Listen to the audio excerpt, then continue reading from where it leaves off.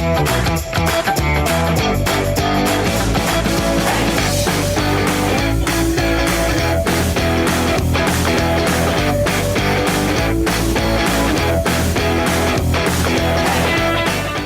gente, tudo bem?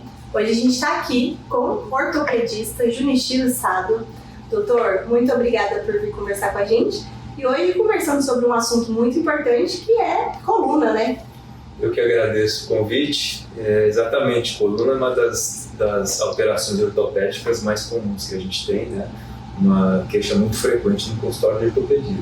Eu queria que o senhor começasse contando pra gente quais são as principais queixas e os principais problemas que o senhor encontra no consultório. Na grande maioria dos pacientes, a dor na coluna ela afeta principalmente a região lombar, né? Em alguns pacientes também com queixas de dor cervical ou dorsal, que é no meio da coluna, mas a grande maioria vem com queixas de dor lombar. E na grande maioria dos casos, relacionada a questões posturais, principalmente. E quando a gente fala postural, isso envolve tanto a questão de pegar peso de forma inadequada, de se sentar de forma inadequada, mas também relacionado a práticas de esporte ou em excesso, ou, na maioria das vezes, a falta, né, o sedentarismo. Esse é até um questionamento que eu queria fazer. Quais seriam as principais causas dessas dores? Exercício errado seria um deles? Falta de fortalecimento também, como o senhor disse, o sedentarismo? Como eu disse, as duas questões são relativamente comuns, né? Mas infelizmente o sedentarismo ainda é o principal, né? O sedentarismo, infelizmente, ele leva a um desequilíbrio, né, de forças musculares, você tem retração muscular, o enfraquecimento muscular propriamente já coloca mais carga nas articulações de uma forma geral, mas na coluna, né, principalmente. Mas também tem aqueles casos de pessoas que praticam excesso de atividade física, né, e com isso também é um fator de sobrecarga. E isso também pode gerar dor na coluna. E aí eu tenho uma dúvida, a pessoa é sedentária, hoje eu resolvi que eu vou entrar numa academia, e aí ela já chega lá achando que tá com a bola toda, pode acabar lesionando a coluna, dependendo do exercício que fizer, porque não tá acostumado. Sim, muito bem lembrado. Isso é muito comum a gente pegar também no consultório, o paciente que quer sair do sedentarismo, mas ele não faz isso da maneira correta, muitas vezes não busca nem orientação do profissional, né, de educação física, um fisioterapeuta, né, e começa a fazer atividade física de forma muito abrupta, com uma intensidade muito grande. Isso com certeza também é uma causa frequente de sobrecarga, dor e às vezes até lesões. Então a dica é, quando for começar, procurar a ajuda de alguém, né? Procurar opinião de especialistas para fazer isso da maneira correta, de forma gradual, progressiva, né? Aumentando o nível e a intensidade da atividade física de acordo com a progressão e com as características individuais físicas de cada pessoa. O senhor falou de postura, e eu acho que isso chama bastante atenção, porque hoje a gente está numa fase que todo mundo está ali no celular o tempo inteiro, computador o tempo inteiro, senta de qualquer jeito, às vezes chega em casa para descansar ali no sofá, deita de qualquer jeito, e isso acaba impactando na saúde ali da coluna. Muito, porque, como você mesmo disse, hoje em dia com esses dispositivos de smartphone, o excesso de exposição, às vezes, de ficar sentado em frente a uma tela de computador, ou mesmo ficar deitado no sofá assistindo os streams, né, a televisão de forma excessiva durante muito tempo, são todas questões que podem realmente influenciar na má postura, e a gente vê muito hoje, né, principalmente com o uso do smartphone, muita queixa de cervicalgia, né, inclusive também às vezes afetando os tendões das mãos por excesso de digitação, que acontece também com profissionais que ficam muito tempo digitando em frente ao computador. Então, se não houver uma preocupação da pessoa em relação a essas posturas, né, ao manejar esses dispositivos, isso também pode ser uma causa de lesão. E postura é algo que é ensinado desde criança. A gente vê as crianças hoje em dia já ligadas nessas telas 24 horas.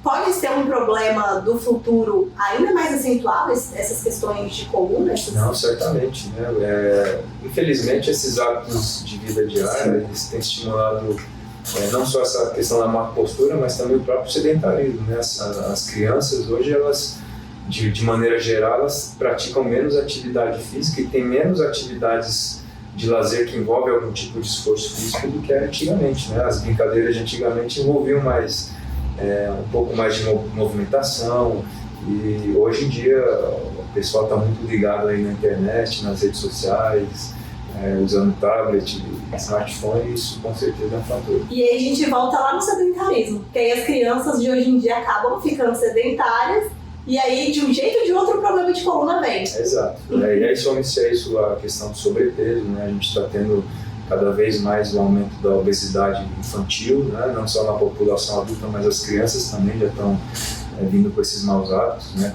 Com a obesidade, e a obesidade também é um fator que piora tudo isso que a gente conversou. Doutor, a gente vê muito falar de hérnia de disco. É um problema muito comum? É um problema que é genético ou ele pode ser causado, por exemplo, pelo sedentarismo?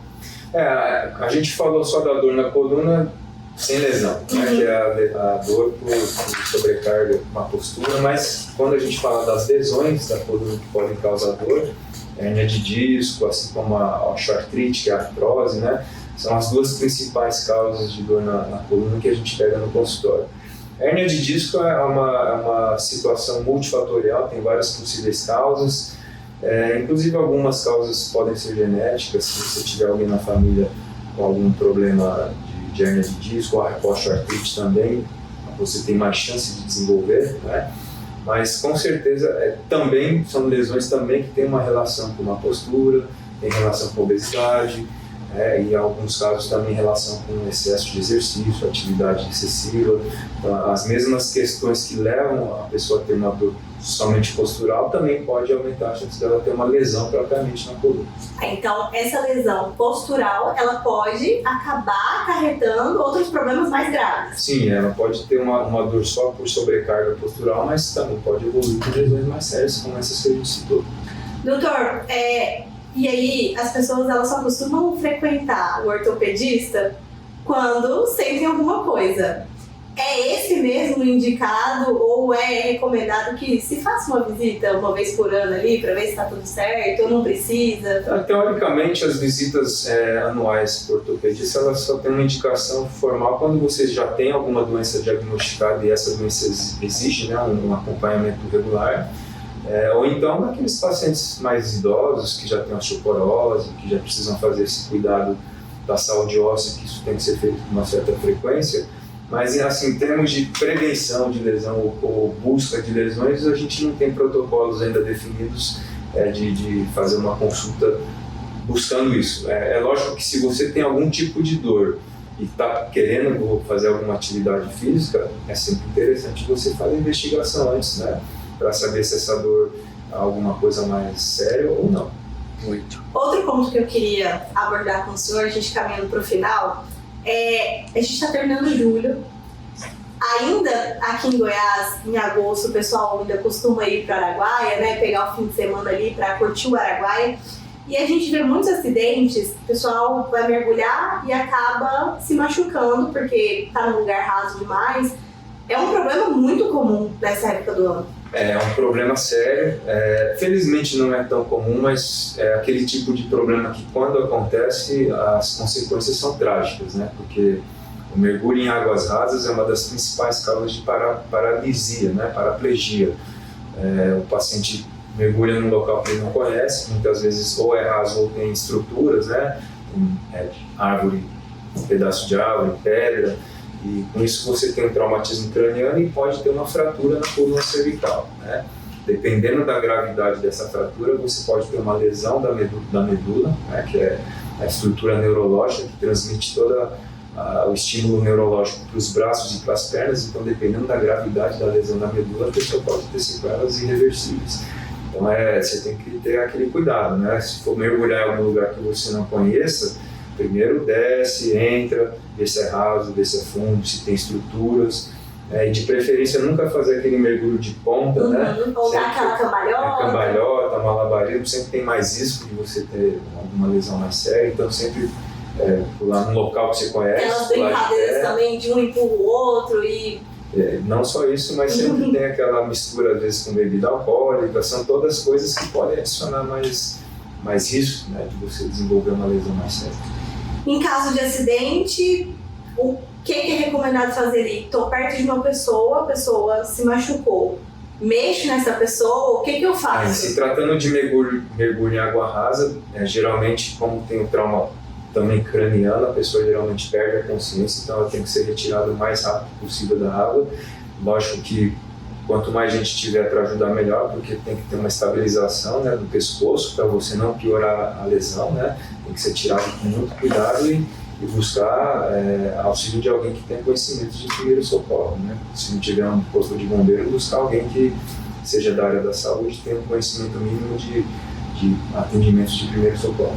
E até quando não machuca em casa, quando machuca em casa, por exemplo, a gente vê falar, caiu, toma cuidado.